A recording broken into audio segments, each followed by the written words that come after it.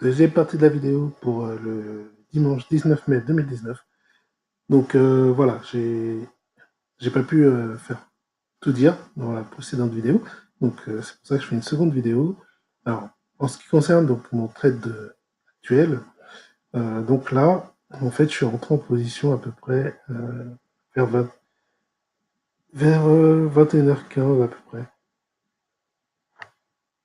Voilà, puisque là on est en charte, on est sur le graphique en 15 minutes. Donc chaque bougie représente 15 minutes. Donc là, j'avais pris position ici. Alors, initialement, j'étais censé prendre position, alors, très exactement, dans les 4... Quand j'ai voulu prendre position, le cours était à 8000.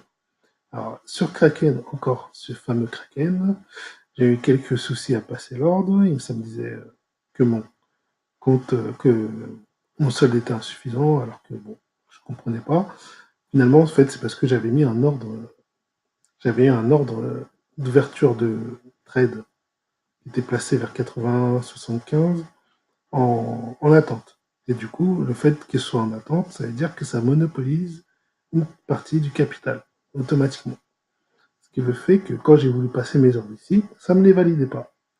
Alors, le temps que je comprenne ça, que je supprime l'ordre que j'avais mis à 80-75 pour passer celui-là, et ben, quand j'ai passé mon ordre, je l'ai passé au marché, le, le, le cours a eu le temps de monter de 8000 à peu près 8010 à 8060. Ce qui fait que moi, j'ai été validé à 8060 au lieu d'être validé à 8010 environ. 8020, 8030 encore, ok. Et 8060, ça me place ici.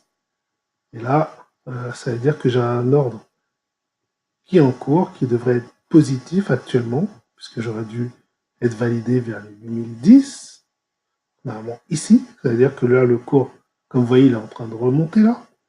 Donc là, normalement, mon trade devrait être ici. Et je devrais être en positif, déjà. Eh ben non, je suis ici, et du coup, je suis en négatif pour l'instant. Voilà pourquoi je vous disais que aujourd'hui, au niveau opérationnel, ma journée n'était pas terrible. J'ai pu prévoir pas mal de bons mouvements de cours, etc. J'ai vraiment bien surfé la tendance, j'ai bien trouvé les...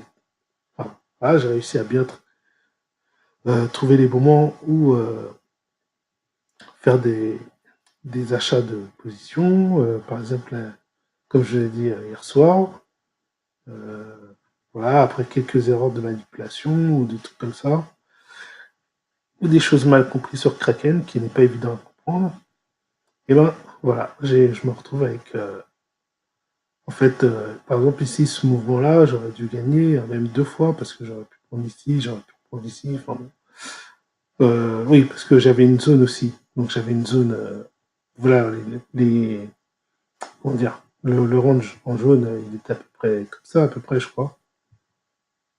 C'est-à-dire j'avais ma position que j'avais prise ici, qui était en, que j'avais prise ici, qui normalement aurait dû donc être positive, plus la position que j'aurais prise ici vers les 7500, qui aurait dû être positive. Donc normalement, toute cette montée-là, j'aurais dû avoir deux ordres ultra positifs, et j'aurais dû encaisser pas mal de gains. Au lieu de ça, j'ai encaissé qu'un petit peu, et j'ai fait quelques erreurs. Voilà.